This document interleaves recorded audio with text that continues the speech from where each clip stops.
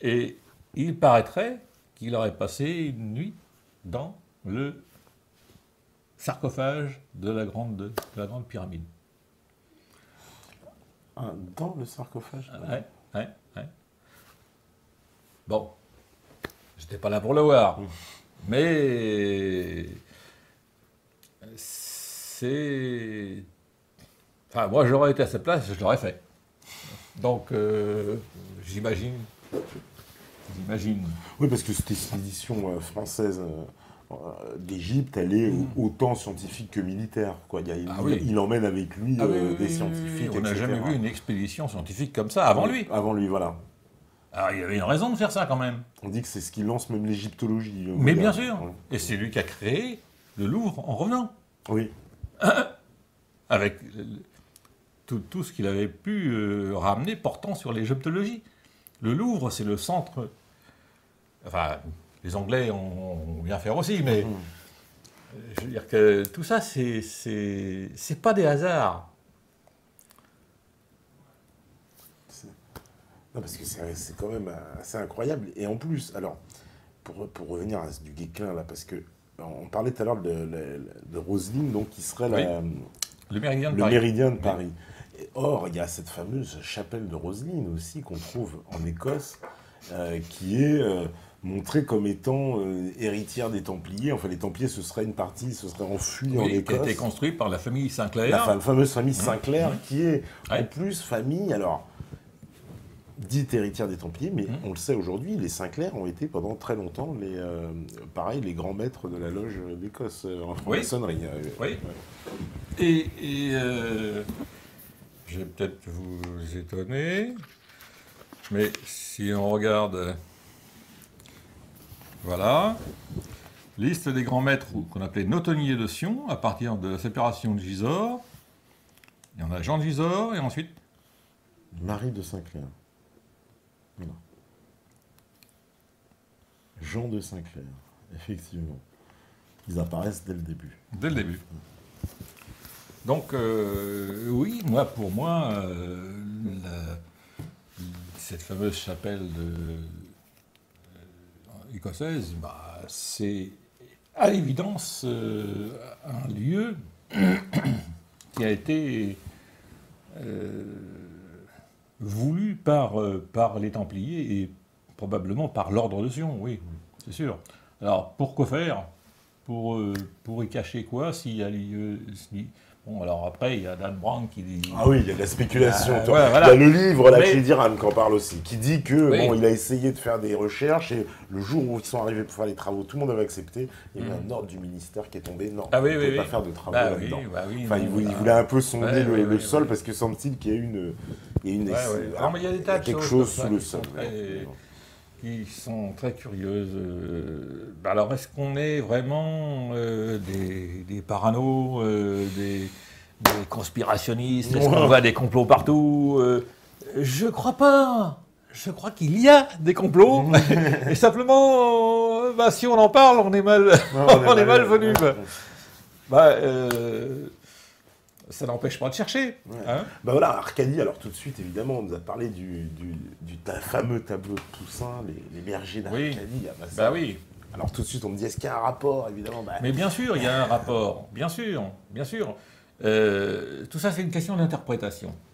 On nous a présenté Jeanne comme une bergère. Bon, évidemment, c'est pas une bergère. C'est, selon moi, clairement, une princesse, je dirais adultérine, puisque c'est la fille de la reine et du frère du roi. Du frère du roi. Voilà, ok. Et pourquoi on l'appelait Pucelle d'Orléans? Parce que c'était la fille d'Orléans, du duc d'Orléans, tout simplement. C'était son nom. Il ne faut pas aller chercher plus loin. On l'appelait déjà comme ça avant qu'elle vienne délivrer la ville.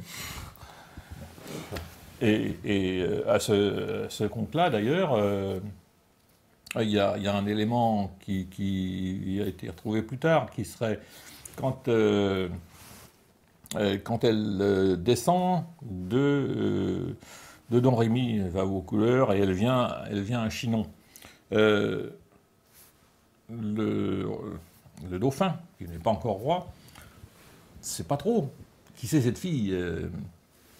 il n'était pas encore trop au courant, lui. Il y en avait qui savaient, notamment Yolande d'Aragon. Yolande d'Aragon, voilà. Alors ils étaient bien tout à fait au point, et c'est même eux qui ont dû susciter la chose. Il faut bien expliquer le rapport aussi à Don Rémy, quand elle va là-bas. Le Seigneur, lui, il a un rapport avec justement Yolande d'Aragon. Oui, à vos couleurs. Voilà. Oui, c'est son, comment on appelle ça, c'est son obligé, quoi. Oui. Oui. Voilà. Oui, vous parlez de Baudricourt. Baudricourt. Voilà, oui. Et effectivement, c'est un homme de... Il y a un peu du sérail, on va dire, de cette famille-là. Oui. Enfin, il est lié à ça. Tout à fait. Et c'est le même qui va d'ailleurs accorder au soi-disant père entre guillemets, de Jeanne d'Arc, Jacques d'Arc, à partir de 1420, le bail de location d'une forteresse qui existait à l'époque à Domrémy. Ça veut dire qu'à partir de 1420, on ne verra plus la gamine dans les rues. Elle va apprendre tout ce qu'elle a à apprendre à l'intérieur des murs d'une grande forteresse. Pas mal pour une bergère. C'est bien pour une bergère, oui. Alors pourquoi est-ce qu'on veut nous faire croire que c'est une bergère? Je ne sais pas. Peut-être que les bergers d'Arcadie, c'est peut-être pas tout à fait des bergers non plus. En fait, c'est quoi des bergers? C'est des gardiens. C'est des gardiens. Alors, des gardiens de quoi? Ça peut être des gardiens de troupeaux, des gardiens de secrets, des gardiens de... on ne sait pas. Si en plus c'est des gens qui gardent un secret relatif à Arcas, roi d'Arcadie. Roi d'Arcadie, oui. C'est-à-dire l'origine supposée d'une race, je dirais, qu'on retrouve par ailleurs dans les étoiles, ça peut être tout à fait intéressant de rapporter ça à la fameuse lignée de Jésus. Parce que, là, il y en a qui vont sauter en l'air, mais... oui, non, mais évidemment. Allons-y. C'est pas grave, mais ce que je veux dire, c'est que... d'ailleurs, il y a des découvertes très récentes qui vont tout à fait dans ce sens-là, à savoir que Jésus ne serait pas du tout d'origine, d'ethnie juive. Mais... Ah oui, ça veut dire à l'antisémitisme, là, c'est direct. Non, je rigole. Non, ça n'a rien à voir, parce que non, ça n'a rien à voir, parce que les sémites, c'est aussi bien des Arabes que des Juifs. Des Arabes que des Juifs, d'une part, et puis en plus, il y a même des Juifs qui ne sont pas sémites, qui sont... les Ashkénazes, pas des par exemple, voilà. Donc, c'est très compliqué tout ça. Donc, admettons qu'on appelle Juifs tous les gens qui pratiquent la religion judaïque, d'accord? Bon, Jésus, il est tombé là-dedans, lui aussi, étant petit, donc il l'a pratiqué, certainement, on l'a élevé. Mais il faut quand même bien noter qu'il est né en Galilée, et pas en Judée. Judée, c'est le pays des Juifs. Galilée, c'est Gaïl, le pays des étrangers. Et qu'est-ce qu'il peut y avoir là comme étranger? La Bible elle-même nous dit qu'il y avait des Gaulonites. Des Gaulonites, c'est des descendants des Gaulois. Ah oui, mais... Des Gaulonites. Oui, des Gaulonites. Oui. Et en fait, depuis 2-3 siècles avant, ils étaient arrivés probablement avec Alexandre le Grand, il y avait des Galates. Les Galates, c'est pareil, c'est des Gaulois. Comme les gens qui habitent dans la Galice. Tout ça, c'est le même terme. L'étymologie est bougrement intéressante. Et si on fait un peu attention à la seule généalogie qui est donnée dans les évangiles concernant la filiation de Jésus, Alors, il est censé remonter à David, mais par Joseph. Il y a un problème quand même. Parce que Joseph, le pauvre vieux, il y est pour rien. Oui, oui. Eh oui. Une contradiction. Ah bah oui. Une contradiction. Or, c'est la seule généalogie qui nous est donnée. Ce qui serait intéressant de savoir, parce qu'en plus, logiquement, si on suit la tradition, on est juif par sa mère, Par sa mère, ouais. pas par son père. Oui, tout à fait. Or, la généalogie de Marie n'est pas donnée. On sait juste que sa mère s'appelait Anna. Donc, Et quand on lit dans les évangiles que Jésus était toujours fourré à Béthanie, Beth, ça veut dire maison, maison, oui. Annie, Anna, c'est la maison d'Anna. La maison de Bah, c'est la maison de la grand-mère. C'est Tout simplement. tout simplement. Comme toutes les familles de France se réunissent le dimanche autour. Voilà. Bon, c'est un... Enfin, c'est... Bon, bah, là, on a le cœur qui palpite. On va faire une petite pause, justement. Tu sais, c'est comme dans les grandes chaînes, c'est au moment du suspense incroyable, c'est là que ça coupe. Et bah, justement, comme ça, vous restez connectés. On fait la petite pause, on revient juste après. La régie, elle est prête, j'imagine. Évidemment. Voilà, bon, bah, on fait la petite pause et on revient juste après. À vous, la régie. Voilà, donc de retour sur la libre antenne, toujours avec Jacques Minier, toujours la saison 2, toujours sur les dessous de la pucelle, Jeanne d'Arc. Alors, il y en a qui sont un peu perdus, pour résumer. C'est vrai qu'on a fait des allers-retours, on est parti. On a voyagé, voilà, et dans le temps et dans l'espace. Donc, c'est pas forcément, c'est vrai. Vous allez voir qu'à la fin, toutes ces petites tâches finissent par se rassembler et former un ensemble, un tableau cohérent. Et c'est ça qui est le plus extraordinaire. Moi-même, quand j'ai écrit ce bouquin, j'ai été surpris. Parce qu'il y a des choses... on parlait là pendant l'entracte, enfin, pendant la pause, je dirais, on parlait des Saintes Maries de la Mer. Sainte Marie de la Mer. Ouais. Bon, c'est vrai que c'est une belle légende. La Sainte Famille serait venue là, apportée par un bateau sans râle ni voile, et aurait débarqué en Languedoc, à cet endroit qui ne s'appelait pas encore comme ça, bien sûr, puisque à l'époque, c'était encore qu'un oppidum, c'est-à-dire une espèce de petite forteresse en terrassement, où existait toutefois un temple dédié à Ra, qui est quand même le dieu solaire égyptien. Et comme par hasard, parmi les trois maris qui vont débarquer, on va trouver une Sarah qu'on appellera la Sarah l'égyptienne, et qui fait l'objet d'un culte pour tous les gitans. Les gitans, tout à fait. Voilà. La fameuse Vierge Noire. Bon, voilà. c'est une Vierge Noire, c'est clair. Or, c'est quoi une Vierge Noire? C'est rien que la continuation du culte d'Isis. Et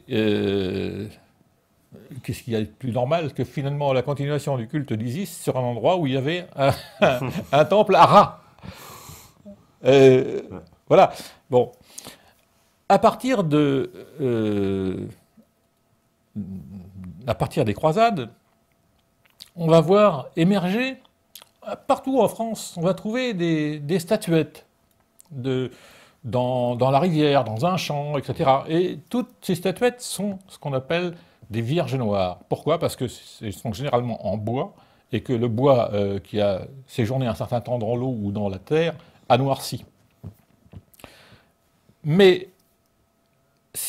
au sens symbolique, ces vierges noires sont ni plus ni moins qu'une résurgence de la très ancienne déesse, je dirais l'entité féminine, c'est-à-dire plus ou moins le culte à la terre-mère.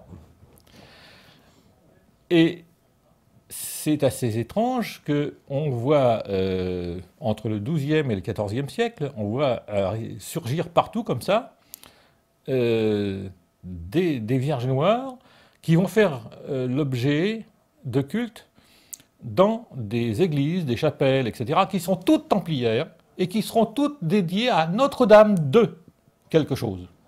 De quel endroit, de telle chose, Notre-Dame de machin, Voilà. Il y en a des milliers en France, des Notre-Dame 2. Oui, oui, oui. Et toutes sont de cette époque-là. Et toutes ont cette même légende à la source.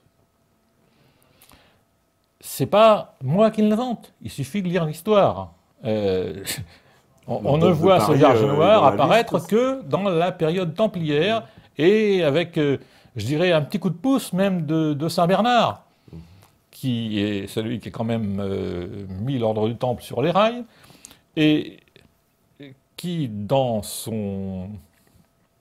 je n'ai pas le terme précis, mais son discours, je dirais, d'inauguration, dit textuellement « Bien à œuvrer, Dame Dieu ». Il ne parle pas de Jésus, il ne parle pas de Dieu le Père, il dit « Dame Dieu ». Ça veut dire que, depuis leur origine, les Templiers sont sous l'égide de Notre-Dame. Mais Notre-Dame de quoi? Alors l'Église dit, ah ben Notre-Dame, c'est Marie la Grande. C'est Marie, oui. Ah oui? Oui, peut-être. Mais on ne nous a pas communiqué les mensurations de ces dames, n'est-ce pas? Donc alors, est-ce que c'est Marie la Grande, Marie la Mère, ou est-ce que cette Marie la Grande est Marie-Madeleine, par exemple? Or, Marie-Madeleine, on la retrouve à beaucoup d'endroits aussi.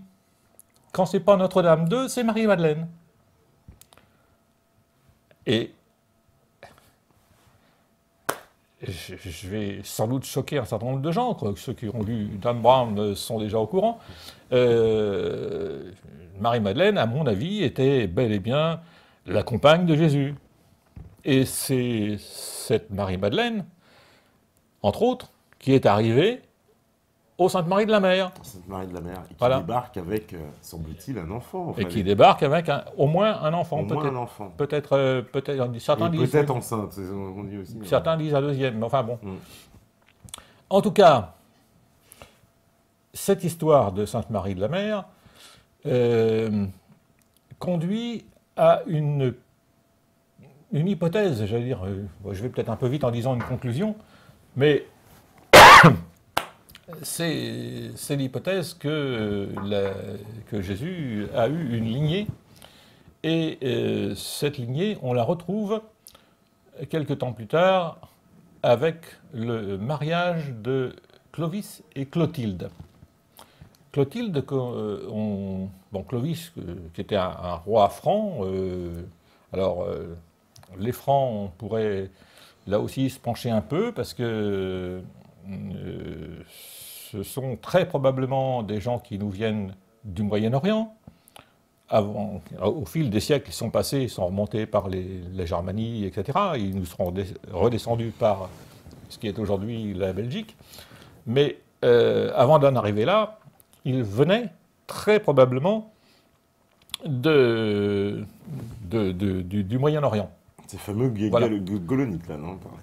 Des descendants, je ne sais pas. J'en veux pour preuve, je dirais, en tout cas pour indice, le petit discours qu'avait fait Saint Rémy de Reims, au moment du baptême de Clovis, il lui a dit « Courbe la tête, fier Sicambre ». Et les Sicambres, effectivement, c'est l'ancien nom des Francs, et c'est un peuple qui venait du Moyen-Orient.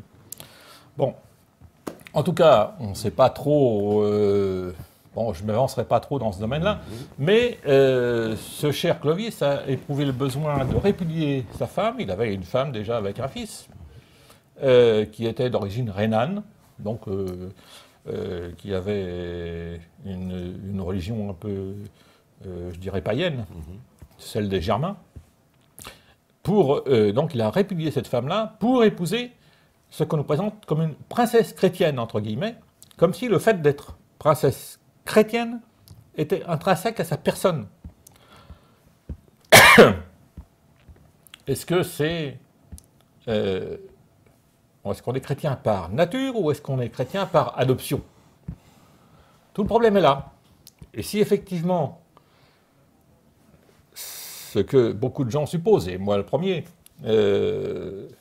si Clotilde était princesse chrétienne, c'est-à-dire au sens de descendante du Christ, ça change tout le reste de l'histoire.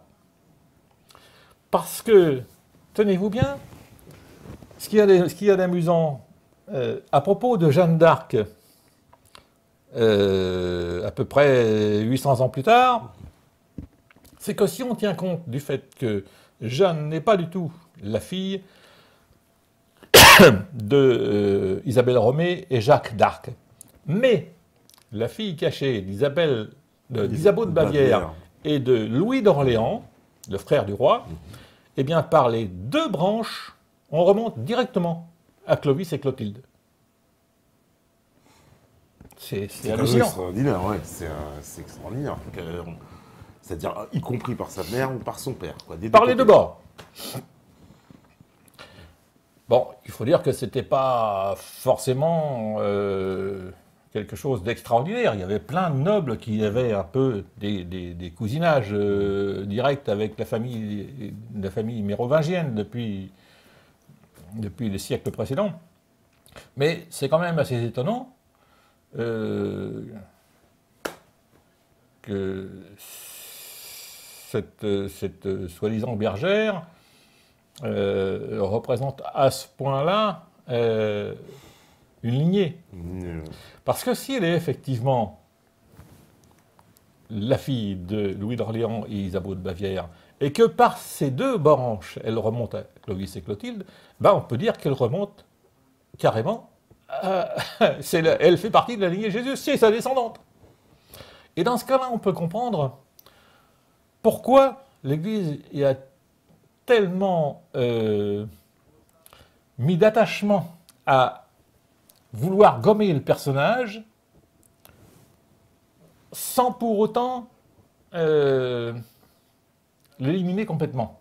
Pourquoi je dis sans pour autant l'éliminer? Parce que beaucoup de gens sont aujourd'hui convaincus que Jeanne d'Arc n'a pas été brûlée. Ah oui, alors ça c'est... Ah oui, non mais... oui, la vraie, non. Voilà, la vraie... Jeanne d'Arc, elle n'a pas été brûlée, son procès, il se passe des choses bizarres. Il se passe que des choses absolument étonnantes, et toutes les questions qui lui sont posées par l'évêque de Beauvais, Cochon, oui. Et sont ambiguës. Elle répond elle-même, bon, elle répond ce qu'elle veut, quand elle veut. Et puis ces réponses sont toujours interprétables d'une manière ou d'une autre. Je veux dire, on comprend ce qu'on a envie de comprendre. Si vous relisez les minutes du procès, enfin celles qui sont encore disponibles, parce que le premier procès, malheureusement, évidemment, il n'y en a plus. Alors on a donc, pour juger de la chose, que les retraductions en français des copies latines du procès fait en France, fait en français à Rouen. Mais ces minutes-là ont disparu. Donc on n'a que les copies en latin qui ont été retraduites en français. Par qui? Bah, évidemment par des clercs. Hein. C'est-à-dire par des gens bon, je ne vais pas mettre en doute leur bonne foi, mais... Il y en a qui mais c'est quand même légèrement suspect, quoi. Bon, alors... bon, moi, selon moi, et en tout cas selon un certain nombre de gens, Jeanne n'a pas été brûlée à Rouen. On en a brûlé une autre à sa place, c'est quasiment certain. Et elle a été exfiltrée. D'ailleurs, on a retrouvé, il n'y a pas très longtemps, le souterrain par lequel ça a pu se passer. Depuis la cour du château de Bouvreuil, durant la dernière guerre, des Allemands ont profité de ce souterrain pour se sauver. Ben, voilà, très probablement, Jeanne d'Arc a fait la même chose. Enfin, on l'a aidé à faire la même chose à l'époque. Il fallait que le personnage de la pièce disparaisse, donc on a fait brûler quelqu'un. Mais il fallait, si elle est bien qui je crois qu'elle est, il ne fallait pas toucher un cheveu de la personne elle-même, parce que cette personne-là, elle est sacrée. C'est la descendante du Christ. Le Christ, ouais. Et elle fait partie de ce qu'on appelle le sang réal, le Saint Graal. Le sang royal, c'est ça qu'on doit comprendre. Sang royal, sang réal. c'est le vieux mot, qui existe toujours en espagnol, par exemple. Sang réal, c'est le Saint Graal. Et donc, on ne touche pas à ça. Même les Anglais n'y touchent pas. C'est impensable.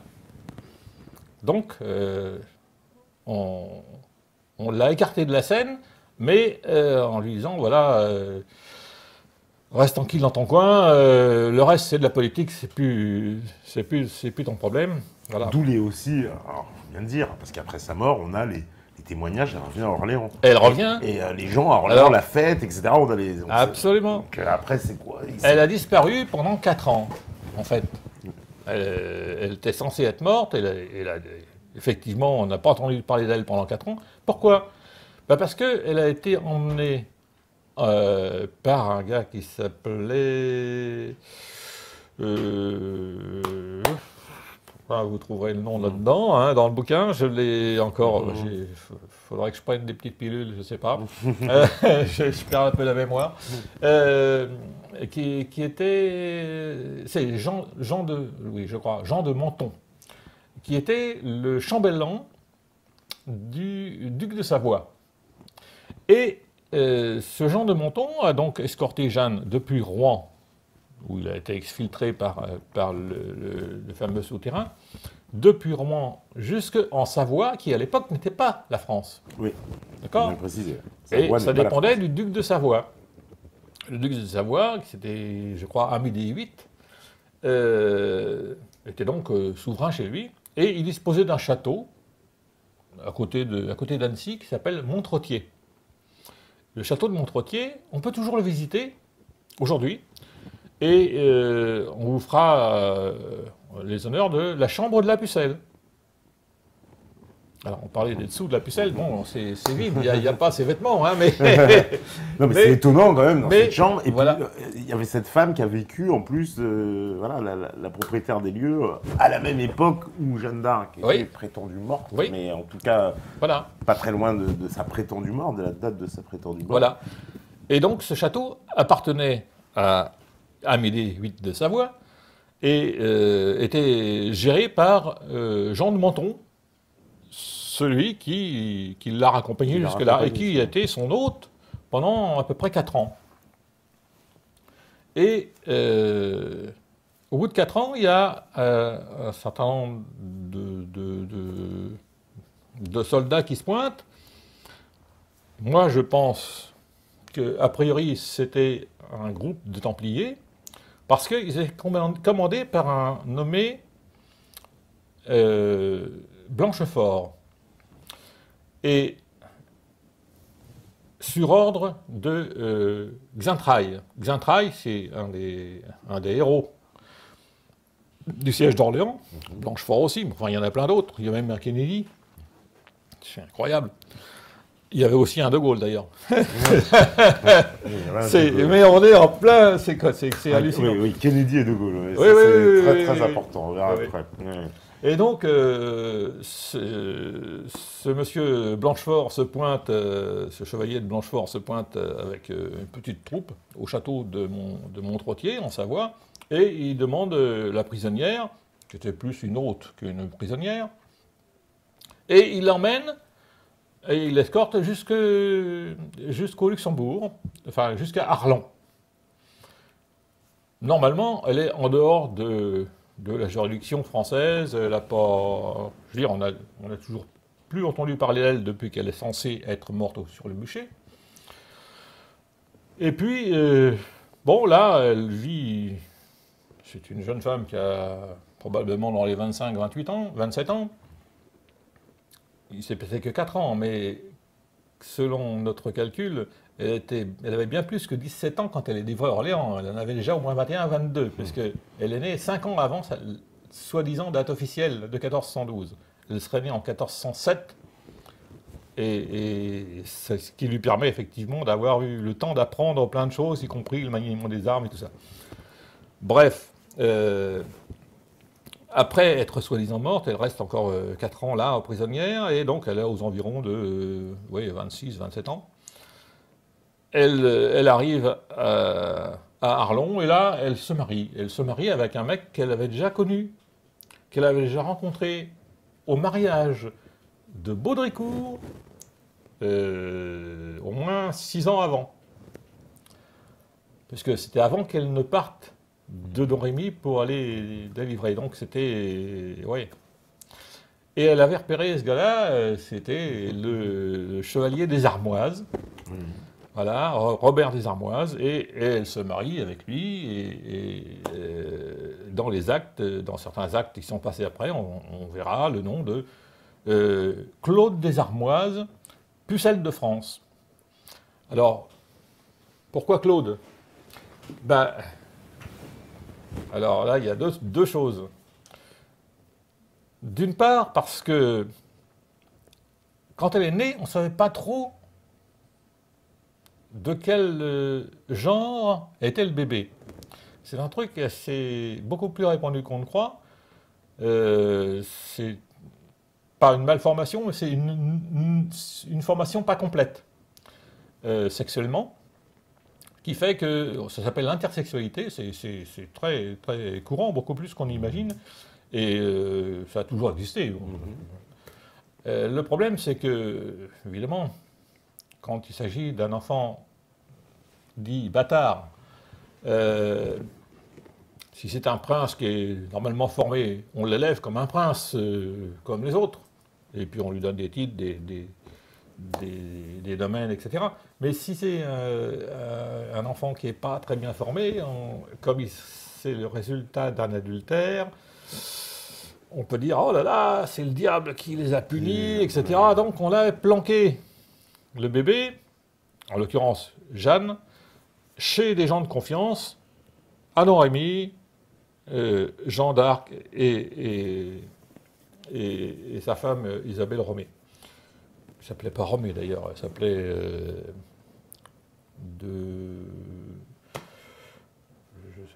je ne sais plus trop, mais c'est Romée parce qu'elle avait fait le pèlerinage. Bon.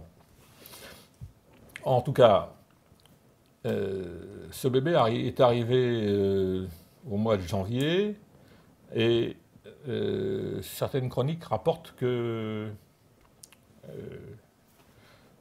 les gens qui sont arrivés avec des torches et tout ça ont réveillé tout le pays.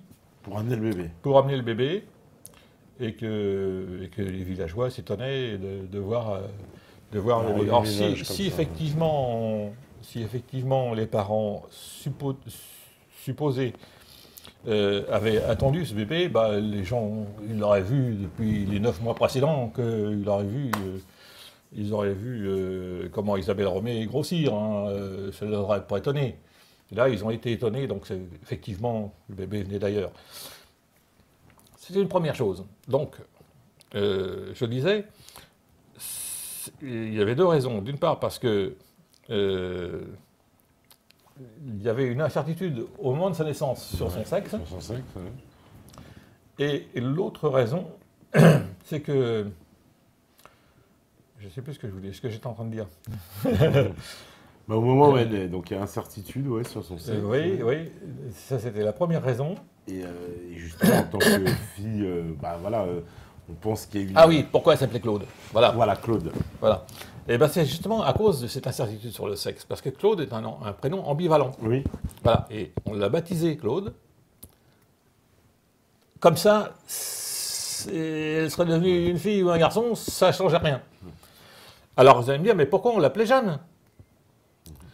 Ben oui, mais ça c'est aussi un truc qu'il faut savoir, c'est que tous les grands maîtres de Sion, quel que soit leur prénom, se sont tous fait appeler Jean ou Jeanne, avec un numéro derrière, exactement comme les papes. D'accord. Ouais, Jean quelque chose, Jean... Voilà. Ah. Et donc, à mon avis, je ne sais pas si Jeanne était grand maître de Sion, mais elle aurait très certainement pu l'être. En tout cas, il a été, c'est sûr, éduqué dans ce sens-là. À mon sens, elle avait le rôle de grand maître. Et c'est pour ça que les armées lui obéissaient. Parce que les armées étaient composées pour beaucoup de Templiers, et qui savaient parfaitement qui elle était. Mais alors, plus, elle prend le nom d'Arc, quoi, pour faire hommage à... Non, elle n'a rien pris du tout. C'est après qu'on a... C'est un nom qu'on lui a attribué 25 ans après. 25 ans après, d'accord. Elle était Pucelle de France. Pucelle de France. Voilà. Et on l'appelait la Pucelle d'Orléans, la fille du duc d'Orléans. C'était son nom. Bah oui, parce que c'était son père. Donc, alors la Jeanne, elle est... Parce que ça, bon, je pense que quand même, il commence à comprendre que elle est élevée un peu en secret, parce qu'il y a un tabou quand même, le fait que ce soit l'enfant né de la fille de la reine, et entre guillemets, et du frère du roi. Oui, mais enfin, le roi lui-même était fou. Le roi, alors c'est le fameux roi fou, oui. Le roi Charles, on l'appelle Charles le Fol d'ailleurs, Oui. Charles VI, était devenu fou, il avait des crises de démence, la reine avait eu la trouille, et ils avaient fait déjà domicile à part, plus que chambre à part, depuis 1394.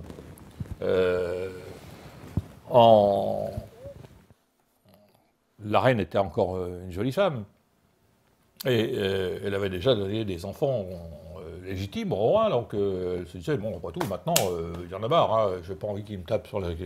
Voilà. S'il devient fou, bah, qu'il reste... moi, je ne veux plus avoir affaire à lui. Mais, comme elle était encore bien, et puis qu'elle avait encore des envies, bah, il y avait des seigneurs qui étaient pas mal. Et notamment, il y avait Louis, le frère du roi, qui lui était parfaitement sain d'esprit, hein, et puis le reste aussi. Donc, bah, elle a pris des amants, et notamment, elle a pris celui-là, sans doute. Je ne sais pas si c'était le seul, on l'ignore. Il y a des tas de libelles qui couraient dans Paris à ce moment-là. En tout cas, une chose est sûre, c'est que en 1403 naît un premier enfant adultérin. Ce sera le dauphin Charles. Le Charles VII, le futur Voilà, Charles VII. le futur Charles VII. Et en 1407, en est un deuxième. Et il est très probable que ce deuxième ait été Jeanne, ou en l'occurrence Claude, qui deviendra 20 ans plus tard Claude des Armoises. Parce que pour se marier, on n'utilise pas son nom de guerre, on utilise son prénom de baptême. Donc c'est bel et bien la même personne. Et aussi, Isabelle de Bavière, elle fait aussi, à la mort de son mari, il y a le fameux traité de Troyes aussi. Alors, oui, étant donné que le roi est fou, la France est gérée par un conseil auquel participe à la fois Louis d'Orléans et le duc de Bourgogne. Il y a donc une rivalité entre les deux. Et le duc de Bourgogne fait assassiner Louis d'Orléans 15 jours après la naissance du supposé bébé Jeanne. Et bon, à partir de là, bah, on est censé avaler toute l'histoire comme on nous la raconte, c'est-à-dire que bah, les Bourguignons se mettent avec les Anglais pour battre et puis récupérer la couronne de France à leur profit. Enfin, c'est un peu confus. En fait, chacun tire un petit peu la couverture à soi.